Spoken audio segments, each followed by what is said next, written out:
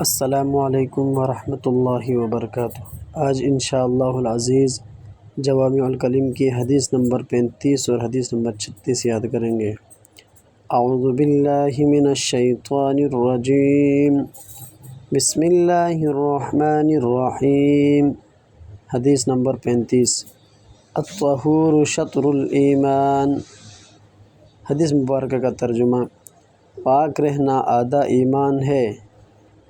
حدیث نمبر 36، احب البلاد الی اللہ مساجدہا۔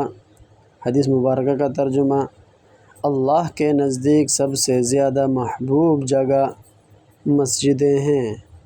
حدیث نمبر 36 ایک مرتبہ پھر سماعت فرمائیں، احب البلاد الی اللہ مساجدہا، اللہ کے نزدیک سب سے زیادہ محبوب جگہ مسجدیں ہیں۔